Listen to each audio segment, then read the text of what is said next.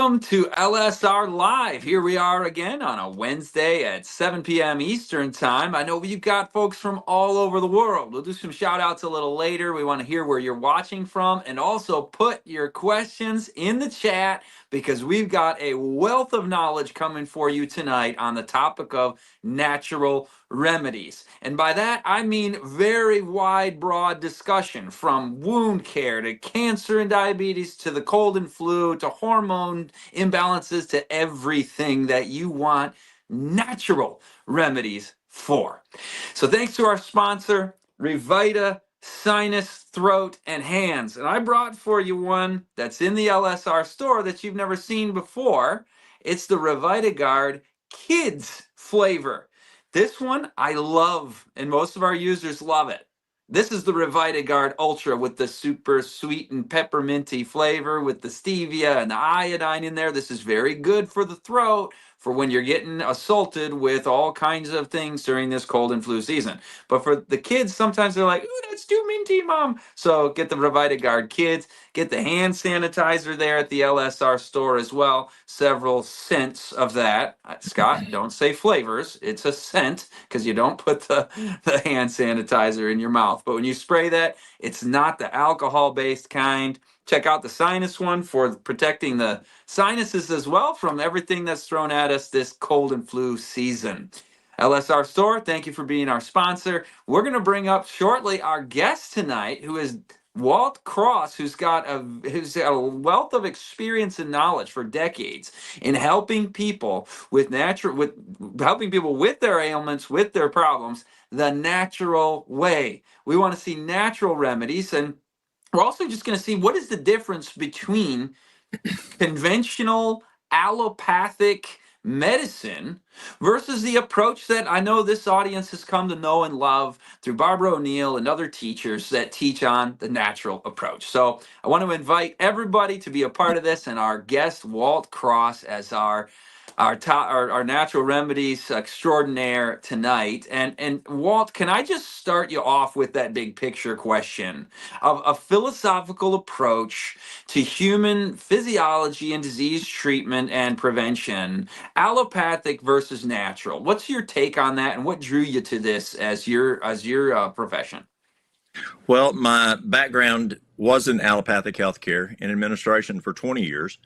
And the allopathic model, many times we're looking at addressing signs and symptoms.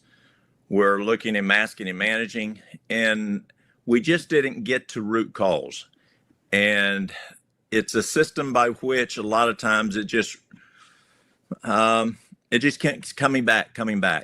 But I found through lifestyle health, we can look at the root cause and we can nip it in the bud.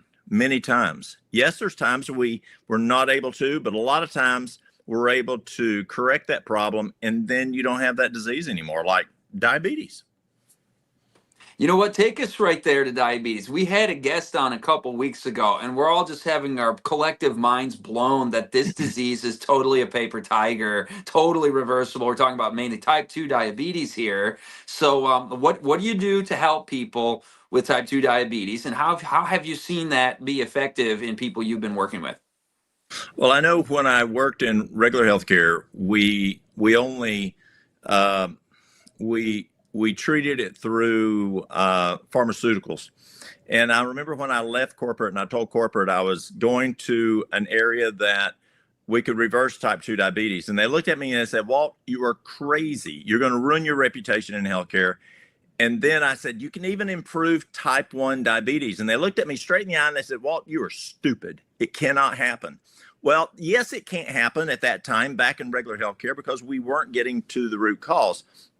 But if you want to find like type 2 is easier to reverse than toenail fungus. It really is.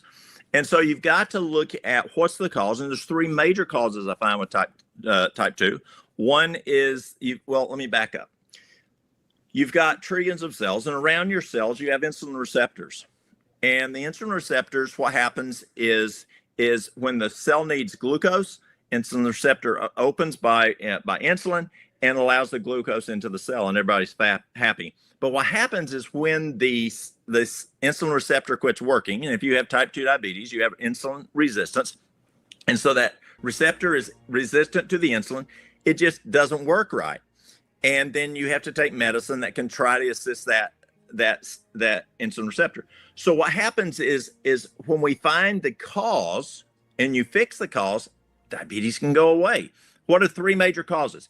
One is ideal body weight. If you're outside of ideal body weight, the receptor can at times not work.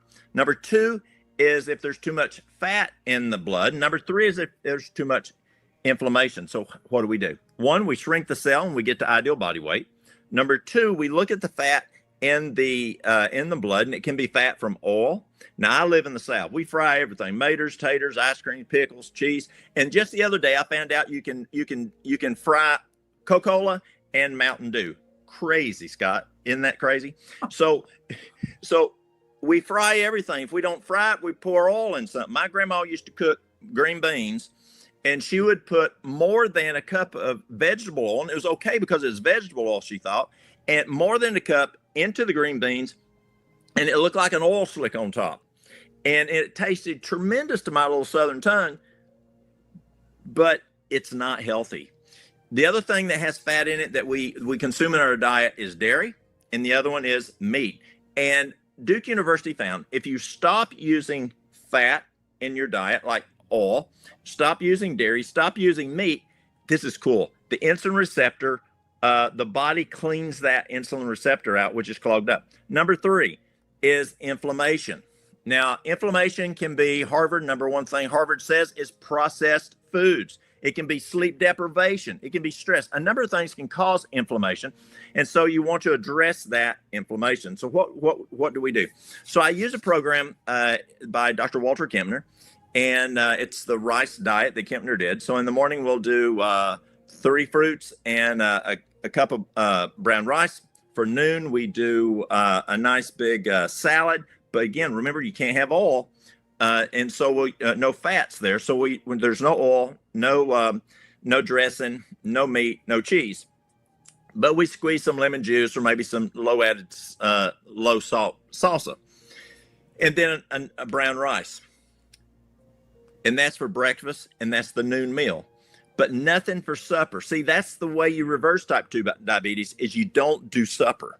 You want to breakfast, which is breakfast to supper. You want to break fast from the noon meal to breakfast. That's how you do it. I remember when I went to the clinic 24 years ago, and I went in and I knew we had good outcome indicators, but I went to the doctors. I said, listen, you're not doing a morning snack. You're not doing an afternoon snack. You're not doing supper. You're not doing an HS snack. We've got to do it. And they said, why? They decided to play with me. And I said, because it's a standard of practice. Okay. How many diabetics did you reverse where you came from? I walked out of the room because we never did. We never saw a care plan that said reversing diabetes. It was diabetic management through pharmaceuticals. And so I went to my office and I called this little lady down in Sill, Alabama, called Dr. Agatha Thrash. And I said, Dr. Agatha, I know the outcomes are here, but they're not serving snacks. They're not serving supper to diabetics. Is this a problem? You know what she did, Scott? She started laughing. She said, Walt, that is how you reverse diabetes. And so I felt comfortable then because I had a lot of respect for Dr. Agatha. And it's true. And so number 2 is you got to have exercise. And Kempner found we need to walk 4 times a day. Loma Melinda found a 20-minute power walk lowers the blood sugar more than 1 shot of insulin. Isn't that cool? A 20-minute power walk lowers the blood sugar more than 1 shot of insulin. Kempner at Duke found if we exercise 4 times a day, it's much more effective. Drink adequate water, go to bed by 9 o'clock. Diabetes is reversed. It's amazing. And so how long do you stay on the program? Until you're at ideal body weight. You have a blood sugar, a A1C of 5.6 or less. You have a fasting blood sugar of 99 or less, and there's no medication. That's amazing. By the way, when you're doing those walks for blood sugar control, it's especially helpful to do that after a meal, right? And hopefully Absolutely. The meal is the kind of meal you're talking about, whole plant foods. I brought up the map of obesity rates in various states, and those states you were mentioning, that are eating a lot of that refined fat, and it's going to put on the pounds. So I love your program. It's basically the exact same thing our listeners were hearing 2 weeks ago from Louis Burtis. And so it's just what works. We're just reading off the same script called reality. Let's shift to just cold and flu. What do you do for folks who are just encountering, pick something up in the airport and got sick? I mean, do you rush out and buy some of that, sugar fructose drink, that vitamin C stuff, the marketed at Walgreens? What's the Walt Cross program for? I said program. I hope you noticed that for fending off. And then if you do get cold and flu, knocking it out. Well, Scott, I think the key is not after you've been at the airport. I think it's before you were at the airport. Did you get your sleep ahead of time? I can remember when I worked in regular healthcare, I traveled a lot and I taught a lot there in regular healthcare. And I can remember I'd get up and I'd stop at a gas station. I'd get my Dr. Pepper. I'd get my Snickers bar. And that right there will wipe out your immune system. Only one white cell out of 14 white cells is working for 4 hours. And then I'd get to the place we're having the meetings, and they would have danishes and whatever. And then I'd walk up to old George, and George had just rubbed his nose, and he'd put his hand out and shake my hand, and then I'd pick that Danish up and eat off of it. Boom. My immune system was blown because I drank my Dr. Pepper. I'd eat my Snickers bar. I didn't get my sleep last night. I'm stressed out. And now I just ate some Danishes. I think pre is so important.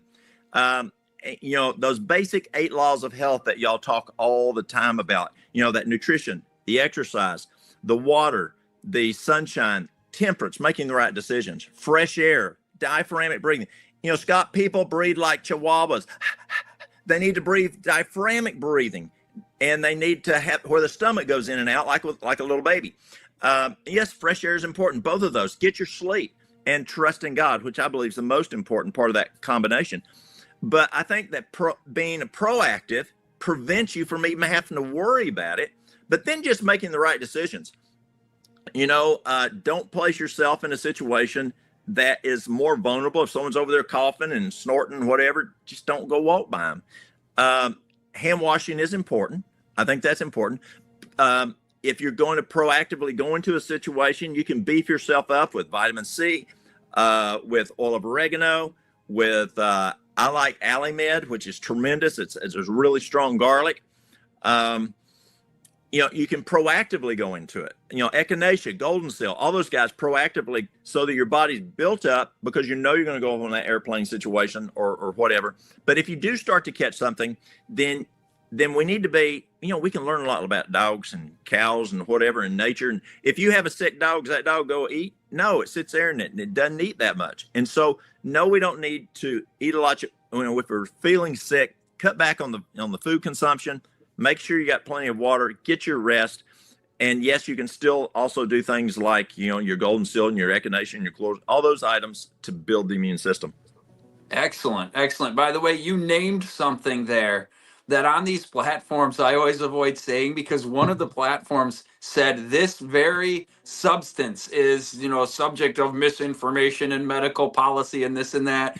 It's the main thing in these, and I never say what it is. It sounded like that's actually what's in. Everybody who went to the LSR store knows what's in the Revitiguard throat spray and what's in our hand sanitizer. It's one of the most powerful substances we have at our disposal, and I love your approach here. Don't wait till you get sick. When I go I'm going to the airport literally tomorrow. I'm flying. I'm going to do a seminar. I do seminars on media. So I'm going to a church. I'm going to do a day-long seminar. I am coming armed with all that stuff. I'm going to be taking the oregano oil ahead of time. The elderberry. You didn't mention elderberry. You give that one thumbs up? That's a great one. Good. Wow, we even got fireworks out of the elderberry there. Fantastic. That was an effect I didn't expect. Scott, did you know that researchers in Sydney, Australia found that elderberry prevents virus pathogens from sticking to the wall in the lungs? Awesome. How about pine oil, pine essential oil in a diffuser in your hotel room? Is that something you recommend too? Is there healing properties in the fir and the pine? Absolutely. Let me tell you a quick story. I was teaching a class, maybe 24 years ago, and a little old lady raises her hand. And I said, "Yes, ma'am." And listen to the old folks. They got a lot of information. And I said, yes, ma'am. She says, let me tell you how to use the pine sap, the pine oil, whatever. She says, when I was a little girl in 1918, during the influenza, my daddy was a nurse, and we went from house to house in California. And daddy would take care of the folks with the influenza, the Spanish flu. And that got my attention. Serious stuff here now. And these two children would go into the house with the father, who's a nurse, house after house after house, day after day, and they didn't get sick. And she said, when we got home at night, daddy'd take a pine knot, he'd hold it over a fire, and pine sap would drop out into the cup of water, and daddy would drink out it, we drink out it, all three of us would drink that glass of water.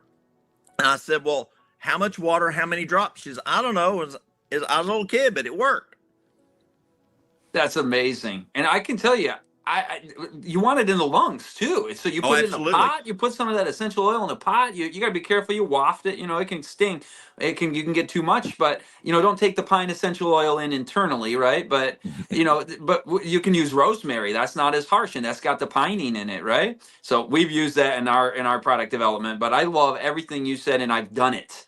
And I'll be drinking my water. I'm not drinking the sugar drinks. I'm sleeping enough. Even when I travel, I try to get my itinerary so I can get a good night of sleep. And listen, brother, I've done over 400 seminar events where I'm traveling and speaking over the last 10 years.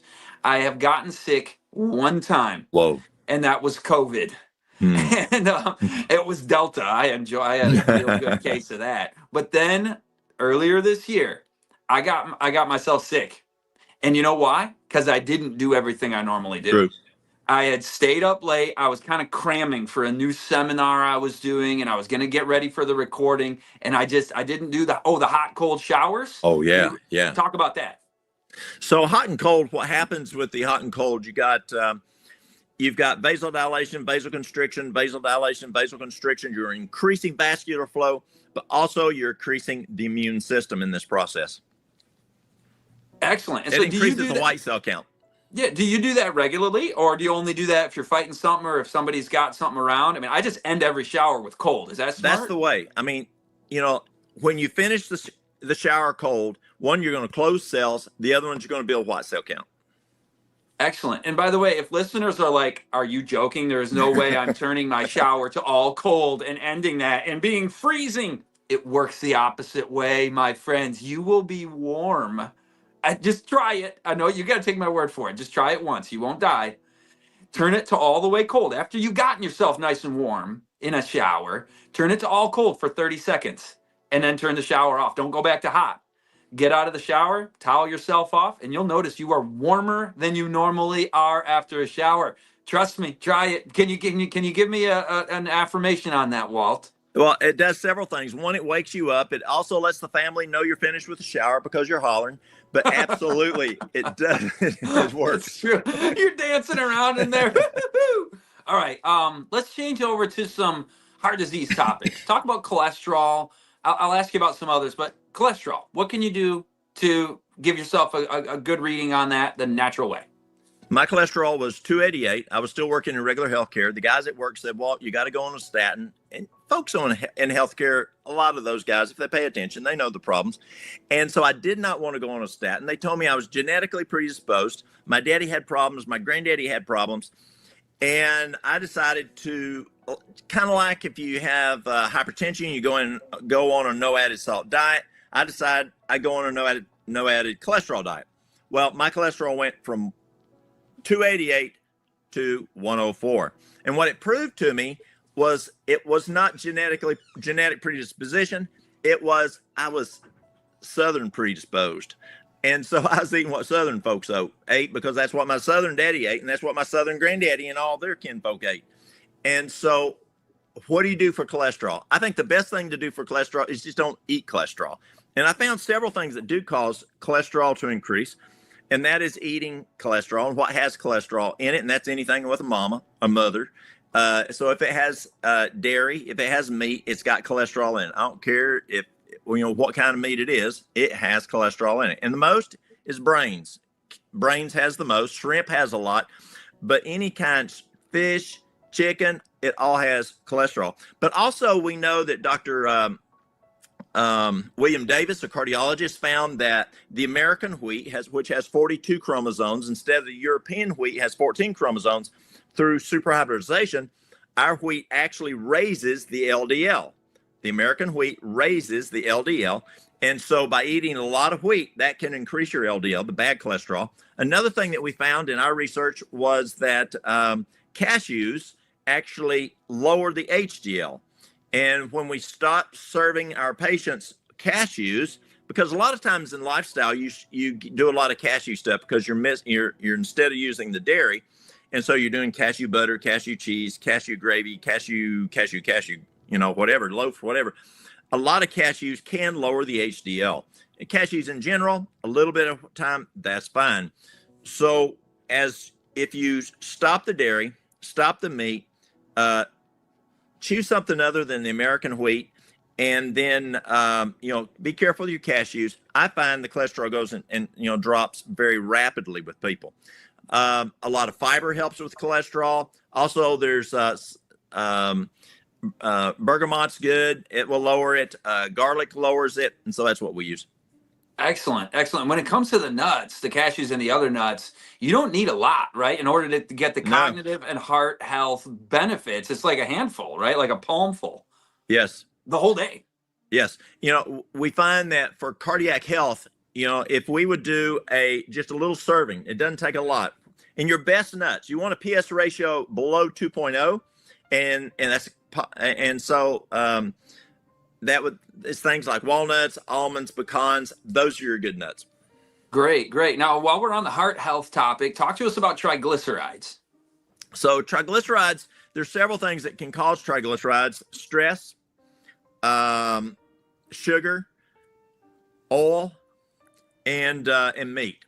And when we cut back on that, and I like using that same diet out of Duke University, where we use that. Dr. Kempner's diet is an excellent program. I know John McDougall said it was the best cardiac diet in the world. We use it when I go to Africa and I teach in Africa. We have significant improvements when we use it over there. And again, that's for breakfast is 3 servings of fruit, 1 cup of brown rice. For the noon meal is a nice big old salad, but no dressing, no oil, no dressing. No cheese, no meat, and another big cup of brown rice. And from a cardiac standpoint, the brown rice has bran, like wheat bran. Well, brown rice has bran. And so the brown rice bran actually helps the cardiac function. And if you have to do supper, then I would repeat breakfast. Yeah, especially that fruit, right? A light supper. And what I'm hearing from a lot of your dietary perspective is, again, a repetition from what I'm hearing all over the place from specialists, and that is the food containing the fiber. It's like the one word, the easy man's description, the simple-minded man's description for the healthiest possible diet. It's like maximize your fiber and your colors and your variety of fruits, vegetables, nuts, grains, legumes, and especially good quality grains like you're talking about. Would that be the same thing with congestive heart failure, where we're on the heart topic? Is it mainly this dietary change that you're discussing? So for CHF, what we're looking at is the same diet, the same exercise aspect, getting that water, getting the bed on time, but also you want to take a look at hawthorn berry. You want to look at CoQ10. Usually with CHF, you have issues in the lungs with fluid. You have issues with edema in the legs. And the best thing I found there is dandelion leaf and L-carnosine. Okay. Well, you've given us a number. I'm wondering if people want to write those down, because you just threw out a bunch there. Could you say them one more time for our listeners? Absolutely. So hawthorn berry, remember hawthorn berry has a half-life of 4 hours. So you want to use that 4 times a day. CoQ10, you want to do that 4 times a day. The dandelion leaf, you want to do that 4 times a day. And then the R-carnitine just once. Excellent. And while we're thinking about cholesterol, triglycerides, and congestive heart failure, I want to go back to the cholesterol, because the next question I'm going to ask you, I've heard, and I want your opinion on this, I've heard that this not only helps with upset stomach, and everybody's got to have this in their cupboard for when, mommy, my tummy feels bad, or you ate something and what that just didn't settle in your stomach right. Yeah, Jeremy's already on the ball there with the QR code. Yeah, charcoal. That is hugely important to have in your cupboard. And does it also help with cholesterol? It Does does. that? It does. Absolutely. And I've seen it happen. And you can be pretty aggressive with it. And I don't know if we can be prescriptive in how much we talk here. But yes, activated charcoal, you can do as much as 4 times a day. There's 2 things you got to watch out for charcoal. Number one, if you have problems with constipation, if you're taking a lot of charcoal, drink plenty of water because it can cause constipation. But even more important is if you're taking a prescription medication, do not take it within 2 hours either side. And I tell young girls that come in, if you're on birth control, do not put it within 2 hours of your birth control pill or it will not work tonight. Or whether it's you're on naloxone for tachycardia or whatever, it doesn't react with it. It just soaks it up. And that's why we used to use it in the ER for patients that overdosed or on the ambulances because of patients overdose. I remember a nurse called me one time. She said, Walt, I gave a patient way too much morphine. What do? I read the MAR wrong. I said protocol, charcoal, boom, took care of it. Fortunately, it was by mouth. It wasn't IV. And there was no problem. What other benefits charcoal externally? Bee stings. What else do you use charcoal for? Externally, I use it for wounds. Let's say you have an infected wound. I use it for, bee stings. My daughter had a brown recluse bite, a bad brown recluse bite. And this is before I knew this, Scott. And because I was trained in regular healthcare and I didn't know this stuff yet. And I took her to my neighbor, an old retired doc. And this is a bad looking wound. It's red. It's hot. It's very necrotic. And I take her to this old retired doc and he says to his wife, he says, give me a charcoal poultice. And so she got him a charcoal poultice, put it on there. He says, come back tomorrow night. We'll look at it. I said, what is it, doctor? And he says, don't worry about it. Just come back tomorrow night, because he knew if I knew, I'd take her straight to the ER to get it addressed, and they cut it out back then. And so I trusted him, came back the next night. I went and picked her up, took her over to him. It was no longer red, no longer hot, no longer hard, looked very good. And I said, okay, what was it? He said, oh, it's just a brown recluse bite. Do you know there is no scarring? She has no scar. We've used it on bee stings, and it's amazing externally. Internally, as you said, it is the best thing for food poisoning. If you have a stomach virus, it's just a tremendous tool that is out there. You mentioned wound care. I wanted to ask you more about that. Charcoal is one thing you want to start with, obviously, to disinfect the wound. Maybe you also use a silver wound gel type of thing, or maybe I'm not supposed to talk about that. But what other? Maybe the listener isn't like the hardcore prepper, but what kind of things do we all want to have as practical preparedness measures as far as wound care goes? You mentioned the charcoal. What else? So when you have wound care, number one is nutrition. You've got to have excellent nutrition. Number two is you've got, depends on what kind of wound care. Is it a pressure wound? If it's a pressure wound, then you have to reduce that capillary pressure by whatever's causing pressure to the area. Or if it's just a big wound. I had a guy that his doctor sent me a pic. It literally, Scott, looked like a shark had bit off the bottom of his foot. He was a diabetic. He had osteomyelitis, and he had neuropathy, and half his foot was gone, literally gone, and they were going to amputate it. And the first thing is I juiced him. I literally love juicing folks in order to get super saturation. It's like Hyperal or TPN, where you're going that nutrition is going straight into the blood. It's in the blood within 15 to 20 minutes, quality nutrition. And then because he had osteomyelitis, that's infection of the bone, I gave him Alimed. And then for his foot, we did hydrotherapy. And people say, oh, Walt, you can't do hot and cold. That's true. You can't do hot and cold, but you can do warm and cool. Don't do over 100. Don't do over 70-degree water. So you have 2 buckets of water. You put the foot in warm water for 3 minutes for that 100-degree water. Then we went into the cool water, the 70-degree water, for 1 minute, back and forth 7 times. Then we went and sprayed Alimed on there. Alimed, it takes 24 cloves of garlic to make 1 drop of this stuff. It's amazing, super, super powerful. And because of the osteomyelitis, any infection, then I make a salve, a wound salve. And in the wound salve, I'll put, this sounds familiar, Christmas time coming. It's got frankincense, myrrh, golden seal. Golden seal is great for infections. You can put pine sap, as we talked about the pine. You can put bee propolis and aloe vera. I love aloe vera for wound care. And then again, because he had an infected wound, I put a charcoal poultice on it, and we did that twice a day. And in 30 days, Scott, that foot had totally filled out, and we were ready for a skin graft. And the osteomyelitis was gone. And his diabetes, we had his diabetes controlled because we were addressing that nutrition aspect. That's amazing. I'm sure folks are going to want to archive this and, timestamp that right there, because you may find yourself in a situation where you're like, what do I do? Or take notes, put it on, in your medicine cabinet with the notes of what to do. And, you know what? Jeremy put up the wild yam cream. That reminds me of a question I had coming up. It's the next question. Women with hormone imbalances, infertility, bleeding issues. I mean, we can take those one at a time, but just, start with the hormones. How do you help women with challenges in their hormone disruptions? Women, when I first came back to East Tennessee 24 years ago, probably the top two things I dealt with was stress and women's hormones. And we see a lot of female hormone issues here, and a lot can be because of stress.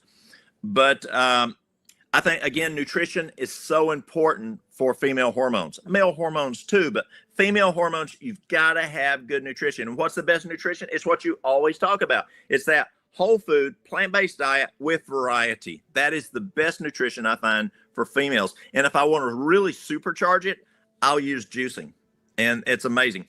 But we use wild yam cream, and wild yam cream stabilizes progesterone. And when you stabilize progesterone, you stabilize estrogen and you stabilize testosterone. And it works super, super well. And I've been using wild yam cream now for 24 years. The other is, many times stress blows the adrenals. When the adrenals are blown, we have issues with hormones. And so I use something called nettle. Nettle is the most nutritious herb in North America. Scott, I remember I had this lady come in one time. They own this huge dude ranch where they drive cattle and whatever. And her husband comes in with cowboy boots and spurs and cowboy hat. And the wife came in, and she's dressed like a cowgirl. And she came in one day and she said, "Walt, I need some nettle." And I said, "I think I'm out." And I said, "Let me check." So I looked and I said, "No, I'm plumb out." And she says, "You better get that stuff in fast." She says, "If you don't, we're going to make national news." I said, "What are you talking about?" She says, "As many women as you and Mary Lou have on on the nettle for women's hormones, we're going to make national news because we ain't going to be doing too good." And so nettles are tremendous. And then the other thing I use is flaxseed. I'll do flaxseed twice a day, and flaxseed has some great phytoestrogens in it, and it works quite well. Excellent. And you ground flaxseed? You grind it in a coffee grinder? Or? Yes, good question. You do not want to buy ground flaxseed. You want to grind it yourself because you got to eat it within 15 minutes of grinding it because it oxidizes very rapidly. Yes, excellent. And by the way, thank you, Jeremy, for reminding that. Walt's got an excellent website, excellent web store with a lot of the resources he's talking about. And so use that QR code to check out Walt Cross's resources. Also, Jeremy, could you bring up the LSR one again? Because he just mentioned the flaxseed, which we've got. I want folks to always have flaxseed. That is such a critical ingredient to your diet. It's one of the most important. It's got the omega-3 fatty acids, right, and it's useful for women's hormone balancing. That's amazing.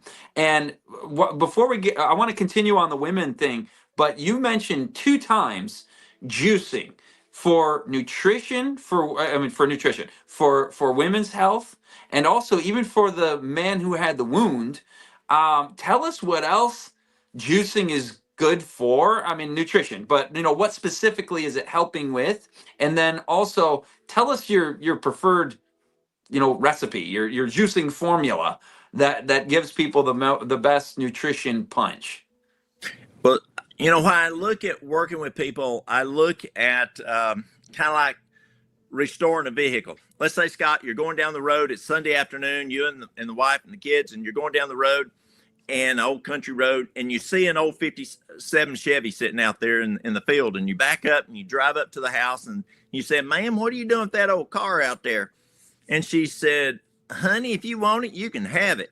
And you say, "Oh, okay." And you call up your buddy with the rollback, and he comes and he gets it. that 1957 Chevy is going to have to be restored.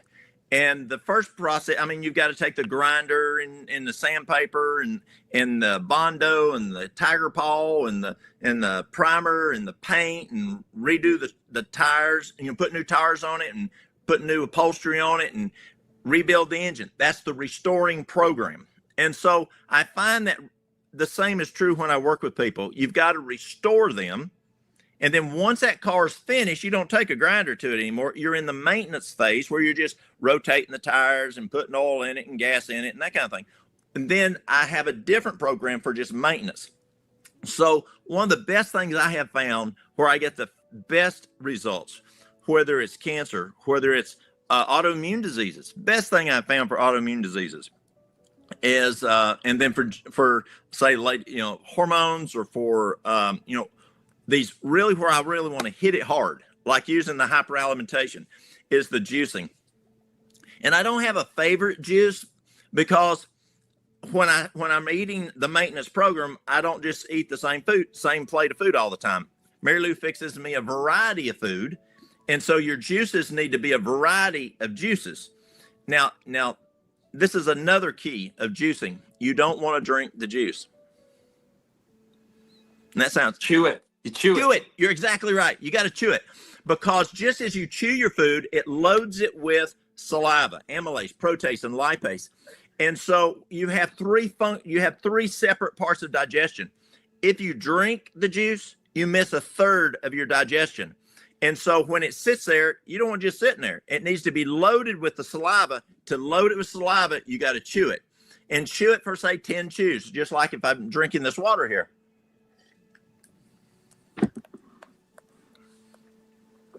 Chew it for about 10 times.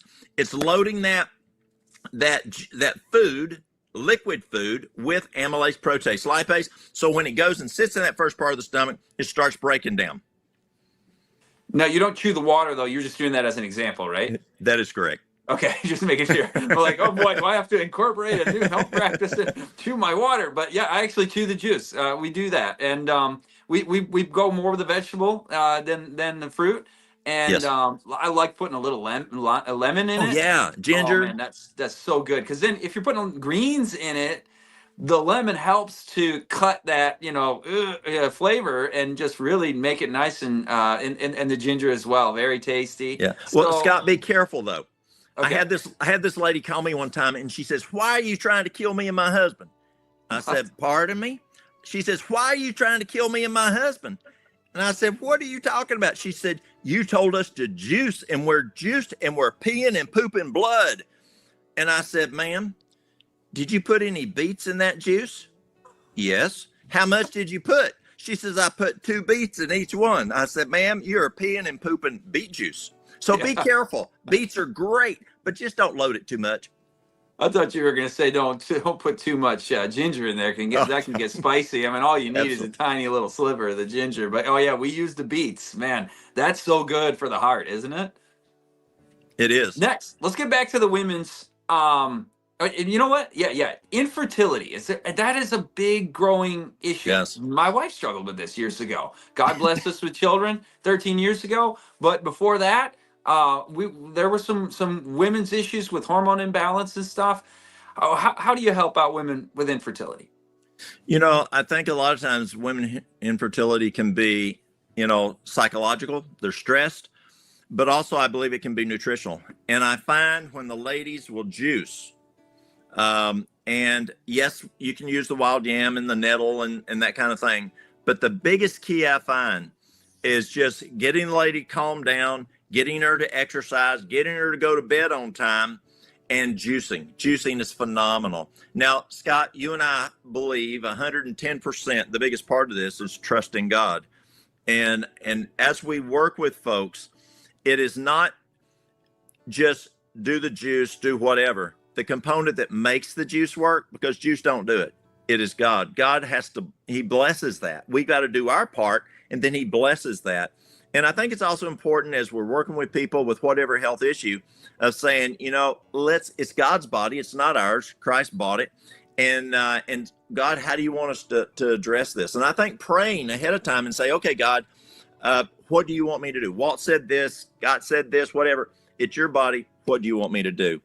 And I think that's very big. But yes, we find juicing a very big component in fertility. You know, I love your perspective, Walt, spiritually on that. This body is God's property, and Right. it's the temple for the living God. And I know Yes. people joining us are from all religious backgrounds and cultures and faiths, and everybody's welcome here. And one thing that we have in common is a recognition that this is a gift. And so everything you're teaching is about how to keep up our body's health the natural way, not having to go the route of the allopathic medicine, which in acute situations, you know, you need an ambulance because, you know, you got in a car accident. We're Absolutely. thankful, very thankful for those ER docs and stuff. So it's not meant to criticize, but you know, what you're sharing has a whole lot of wealth of how about even with, can you talk to us about even cancer? So when we look at cancer, first of all, as we look at cancer, there's a number of things that you can do, and so I share with people a list of items, and I just ask them to pray and ask God which one of them to do. But Scott, did you know that there's 100% guarantee to heal cancer? Talk to us. You know, I find if you do 4 things: accept Jesus as your Savior every day, if you become really good friends with him, spend time with him, know him, don't know of him. If you've done something wrong, ask somebody for forgiveness and ask God for forgiveness, and just don't do it again. Turn away from it. And number 4, read the Bible and do what it says. If it says do it, do it. If it says don't do it, don't do it. And I really believe that's important, because in that book, it says that if we do those 4 things, God will give us healing. It may not be right now, but when Christ comes, there will be 100% healing. And I believe that's super, super important. That gives us hope in a world today that's losing hope. But yes, there's some things we can do. Pause Again, right there. Well, yes. I want you to give some natural remedies on cancer, but I want that what you just said to sink in with the gravity of what it is. And, you know, I hold in my hands the word of God. I want anybody listening to this who's wondering about this faith, that faith, what, you know, what am I to believe? Is this, you know, some religious people with some agenda? I want you to just study the word of God for yourself. Don't take anybody's word for Amen. it. Not a preacher, not another human being, only God's word for it. And if you send me an email, I want to personally send you a link to a Bible study where you can look at these things for yourself, evaluate them, pray about them. Maybe you already are a Christian or you believe in God and you want to learn more. Please email me, because we're here always to talk about physical health. But the most important thing to us and anybody who thinks eternally about things is our spiritual health, and that helps our physical health, doesn't it? Amen. So my email address is just my first and last name at gmail.com. I want to just invite anybody to send me an email and say, hey, could you please send me the Bible study link? Just Scott Ritsema at gmail.com. And I'd be delighted to dialogue with you over email. Just send you the link and you watch it and study and move along and see where the Lord takes you on that. But Walt, I interrupted you. You wanted to give us some practical tips on the cancer front. Absolutely. And thank you there, because I believe that's the most important. One is look at your vitamin D level. It's not how much you take, because I had a lady come in one time. She's Caucasian. She does landscaping. She takes 5,000 IUs a day, and her blood level was 12. And so, you know, and the lab says 30 to 100 is normal now. But you have neurologists that are saying just for psychological function or brain function, you need at least 60. But if you want to go to immune function, you need 80 to 100. So that vitamin D level is very important. Yes, magnesium makes if your magnesium's low, it can affect your vitamin D, your K2. There's a number of things that does affect vitamin D, but vitamin D is important for the immune function. Another one is melatonin. This is a new one that we're really learning on, is melatonin. And there's been over 4,000 published papers on this. And we're finding that melatonin is amazing in addressing cancer. with tremendous outcomes. And they're doing like 180 milligrams an hour of sleep, or if it's metastasized, they're doing 60 to 120 milligrams 4 times a day. And one of the problems that people have is they grab this at night and they can't sleep. So they grab this here and boom, it's got blue light, and the brain thinks that's sunshine because sunlight has blue in it, so that turns off their melatonin, or they may have to get up to go to the bathroom and the light is white, and only red light does. Now, this is cool, Scott. It's amazing. And I'll clarify here, but the only light that doesn't turn off the melatonin, other than this other one, is red light. So blue, green, whatever turns off your melatonin, or significant turns it off. So you can have a little red light for your go to the bathroom, or a little flashlight that's red, come back in bed, and you didn't mess with your melatonin. But this is so cool. Sunlight turns off the melatonin.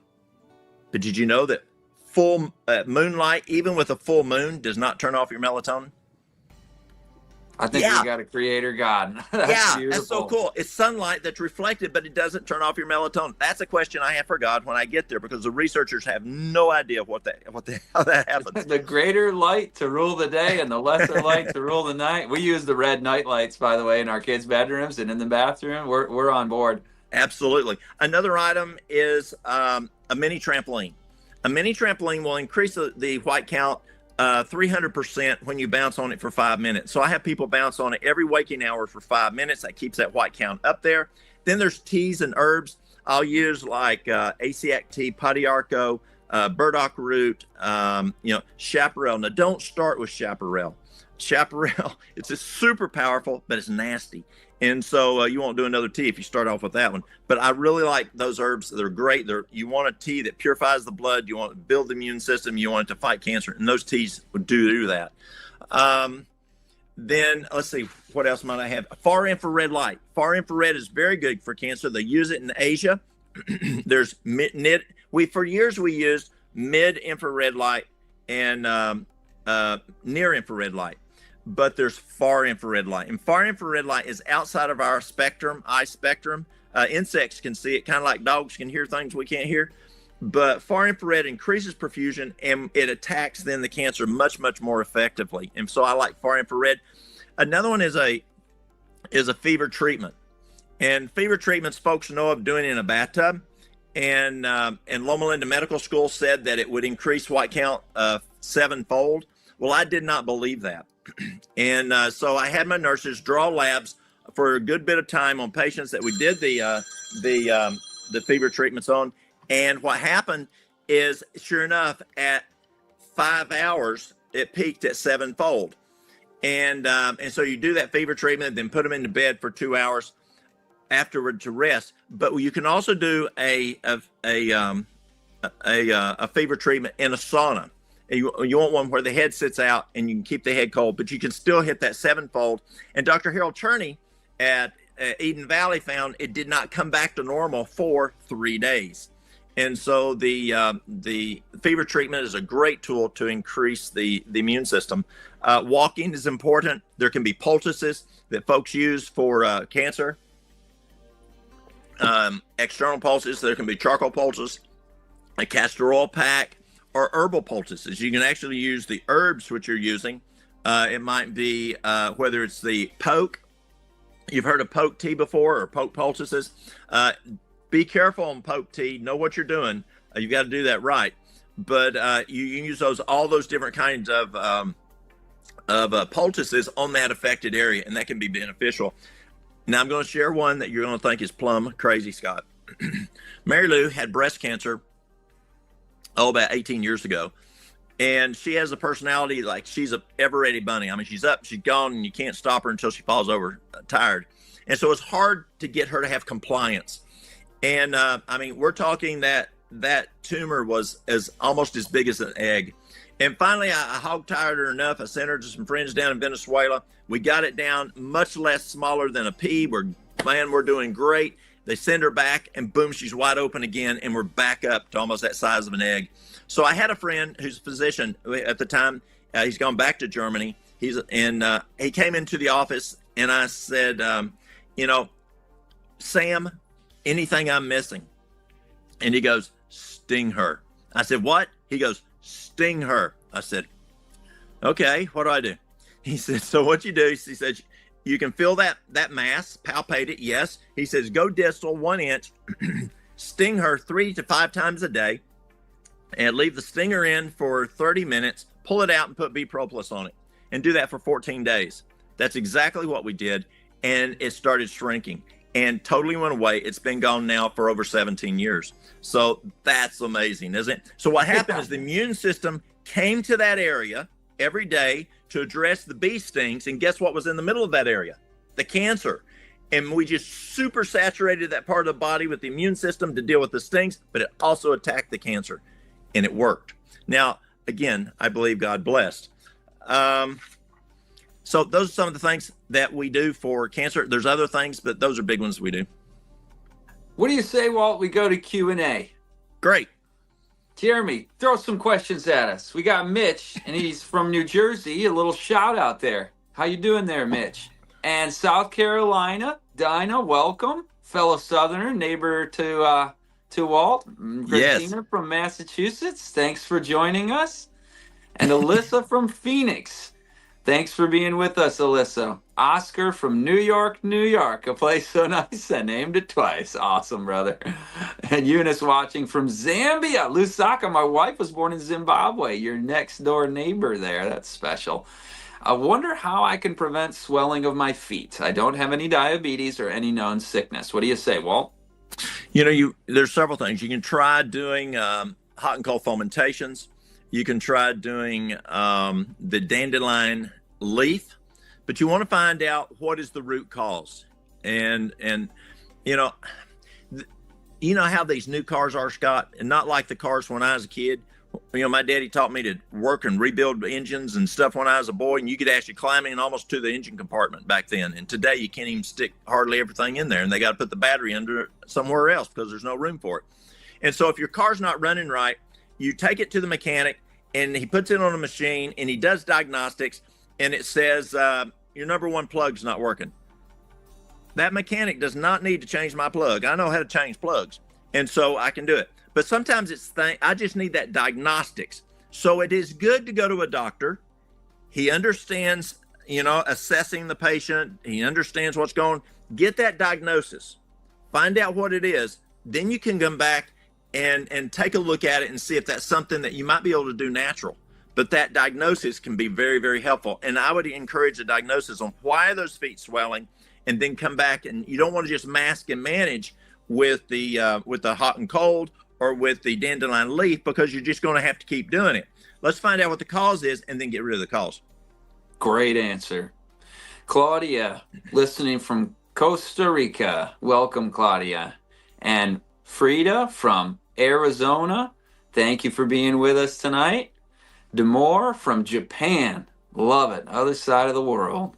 Man, what an awesome listening audience we have. This is Oscar. He's telling Claudia he lived in Costa Rica for 5 years. You have a beautiful country, Claudia. I've been there. Virginia, some beautiful country in Virginia as well. And thanks for joining us, Anne. Claudia asks, this is funny. You said diabetes is easier to treat than toenail fungus. I wanted to ask you, Walt, how do you treat the toenail fungus? And Claudia has asked it. Claudia, that's a tough one. And it's a very good question, Claudia. Number one, Dr. Harold Cherney found that it can be a deficiency in lactobacillus, which is a probiotic. And I know one of the courses I took in school in nutrition did talk about if lactobacillus is off, that it can affect toenail fungus. So get you a really good broad spectrum probiotic at least 50 strains, and that can be very beneficial. And 50 billion, or at least 10 strains, but I use 60 strains. Sometimes I'll use 100 strains, but at least say 10, 12 strains, and then at least 50 billion. You want that lactobacillus, that can help. The other is what I use is, let's say use tea tree in the morning, and then use, say, some olive oregano at night, or vice versa. Olive oregano, be careful. It gets a little hot. You may have to put something around the edge, but you do want it to get in, around. And then as that nail grows, you want to keep cutting that. One of the problems with nail fungus is it takes a while. It can take 6 to 12 months for it to work. And it's got to be, Scott, contiguous. Yeah. Just like those books behind you, they're contiguous. There's not a book pulled out. It's not, and it's every single one is right there. It's got to be every day, and people just give up on it, and you got to stick with it for that 6 to 12 months. Yep, absolutely. And Allie D, thanks for mentioning the tea tree oil. I was going to ask Walt that because that's what my wife uses a lot for things like that with our children. My wife's also from Canada, by the way.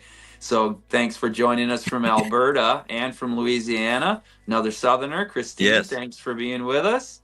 And Melissa, how to reverse deep vein thrombosis or pulmonary embolism?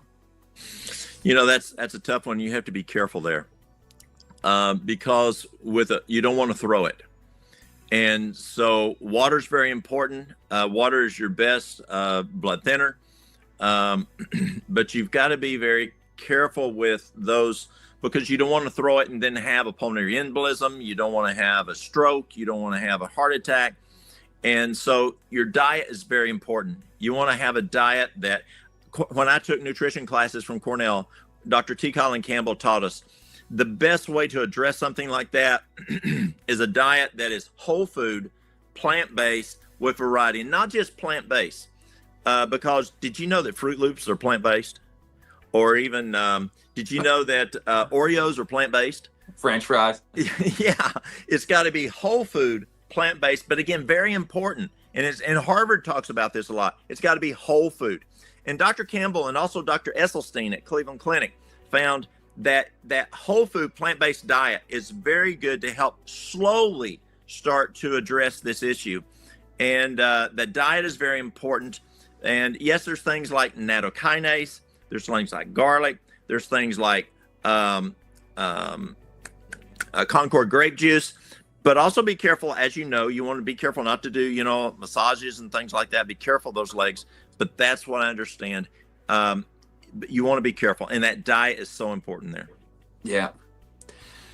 Any more questions coming up, Jeremy? We got a good bunch of questions. That one we just handled. By the way, you studied under Campbell. Did I hear that right? Yeah, I had classes. Campbell was great.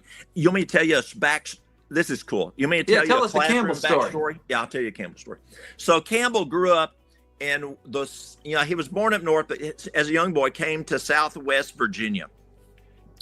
Lived on a dairy farm, beef cattle, and grew up there. And then, got to Cornell. He's over the department there. And he had a personal hypothesis that we needed more dairy, we needed more meat. And so he starts into this study called the China study, the most comprehensive nutrition study ever done. He also brought in some really good, book number keepers. And I forgot what that's called. But anyway, so he found out it wasn't what his hypothesis was. And the more they did it, the more he found out, no, he was wrong. So what does he do? I mean, does he play with the numbers? You took statistics. I took statistics. Play with the numbers. But here's what's cool. Here's what he told us. He could hear in his mind his daddy telling him when he was a little boy back on that little farm in Virginia, Colin, never lie. This is what he told us in class. Colin, never lie. And That's that beautiful. there is what then did it. I'm sorry, y'all. And what happened was he told the story. He told the truth. And he then, we now have the China study because of that. Because what his daddy told him when he was a little bitty boy, Colin, never lie. That's a beautiful story. Ray asks, is coconut oil good for inflammation? Ray, that's a tough one for me because we were so brainwashed that coconut oil was bad for you. It's hard for me to say yes, but I have to say yes because proof's in the pudding. Back 25 years ago, we started really looking at coconut oil. It's a medium chain, and we find that it actually can benefit. Alzheimer's and other issues can benefit with coconut oil. Excellent. Alzheimer's is a inflammation-related condition? Yes. Yeah, gotcha. Seeker of truth. Walt, I remember hearing your wife has COPD or some kind of lung condition in one of your videos. How do you manage it? Have you seen an improvement in her condition? Her lung issue is because of when she was a young girl, she had leukemia. For a year and a half, she was on medications. That caused her heart to go into heart failure 4 years ago. She had an ejection fraction of 10-15, and we're bringing that back up. But it also caused problems with her lungs. And what I find with her is if I can get her to follow the rest component. She's a very work hard person, and if I can get her to follow that, she does well. And that's the same for all of us. We've got to follow those 8 laws of health. And when we break just one of them, it can cause problems. And it's hard for us to expect change if we don't change them. Yeah, you got that right. Georgia, no, we got a lot of Southerners represented today. That's a good thing. They can Welcome. understand me. Yeah. Yes. If folks wondered what he meant, we said oil. That we call that in the North oil. I'm sure you picked it up eventually, but Northeast Florida, boy, yeah, praying for safety to all of those just south of you, down across Tampa, Sarasota, Bradenton area. That's coming hard. I don't eat after dark. 2 20-minute power walks times 4. Linda's doing what you say. Yes. What are you eating? I missed it. Okay, she wants you to go back to the brown rice and your diabetes reversal and your heart disease. We don't call it a treatment. We're not treating, diagnosing, or curing anything, of course. There's the obligatory disclaimer. But could you go over that for Linda again? Absolutely, Linda. We also find that very good for renal failure, also for losing weight. It's a tremendous program that Dr. Kempner, he was a MD, also a PhD, and I think it was biochemistry, a tremendous physician. And what it is for breakfast is 3 servings of fruit. A serving is each apple, orange, pear. If you have diabetes, let's say a banana causes your blood sugar to go crazy, or grapes causes your blood sugar to go crazy. Just wait a little while till you get to those guys until we get this thing reversed. And then we can start even going with those guys. But so 3 servings of fruit, that's each, or little stuff like strawberries, blueberries, raspberries, a half a cup, and then 1 cup of brown rice. For the noon meal is a nice big old vegetable salad, cucumbers, broccoli, cauliflower, that kind of thing. And then just don't put any dressing or oil or cheese or meat on there. And you can put some lemon juice, as they did at Cornell. Sometimes you got to negotiate with people, especially men. And so putting some nice salsa on there, it doesn't have a lot of sodium on there. And then if you do supper, just repeat breakfast if you need to. Or sometimes I tell folks, I find best if you don't do supper, but or just do a juice. Or if you say, Walt, I don't have a juicer, do a V8 juice, low sodium V8 juice. Yeah, that's great. I don't eat supper either. I'm with you on that. Choose Wisely says, how to cure. Now, I don't know what that is. Walt, that one's above my head. You're going to have to bail me out. I haven't found a good one for that one yet. Yes. All right. Well, stay tuned. We'll work on it. Please, please, please. I've been researching for days about I think we just answered that one. We did that one. Yeah, good. Thanks. Linda, Jesus healed the sick to perfect health in every cell. Amen. That's a beautiful Bible truth. Cold water, deep breathing. What do you have to say about that? Cold water, deep breathing. I'm not familiar with that. Well, those maybe are 2 separate things. People are doing these ice baths, getting into 40-degree water or whatever, and then also deep breathing as a separate exercise. 4-7-9 breathing or whatever. You can talk about those too. Okay, so cold water. If you finish your showers with cold water, and it's not good to drink cold water. That's kind of a little difficult on your stomach. Your stomach has to stop digestion if you're doing it with meals, or even at non-meal times. It's a little hard on the stomach to take cold water. It takes a lot of energy to warm it up. Room temperature water's a whole lot better. And deep breathing, absolutely. You want that. If you ever, let's say you played a trumpet. I played a trumpet years ago. If you want to hit that good high C, you've got to have diaphragmatic breathing. Or if you're a soprano and you want to hit that real good high note, you've got to have that good diaphragmatic breathing.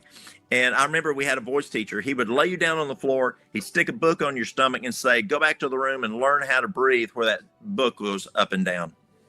Yep, that's it. And you get the proper amount of oxygen that way. So Absolutely. you're not deprived of oxygen to the brain and to every cell. And also you're getting rid of the waste. So Yeah. one, you're Yeah. getting more oxygen in, the other is you're getting rid of the waste more Yeah. effectively. When you talk about waste, I think a lot of people miss out on the fact that what comes out of your lungs is waste. And Right. so if we're breathing our own waste, that's not healthy, is it? No, I mean, not at there are all. contexts where you need to do that, I guess. But what helps with migraines? You know, migraines can be a number of issues. You want to find root cause. One of the treatments I found that works. Let me tell you a story. Can I tell you a story? Please. So we were doing a class for kids from elementary school up to 12th grade down in Collegedale, Tennessee at McDonald Road Church. And so it started on Sunday, Monday, Tuesday, Wednesday. Thursday morning, this lady comes in, and we're teaching these kids hydrotherapy, herbs, and different things. This lady comes in. She says, I need to tell you something about what happened yesterday. And I thought she was upset. She's my little kindergartner. I took her home, and she said I identified that I was having a terrible migraine. And she takes me into the kitchen, sets me down in the chair. She goes and gets two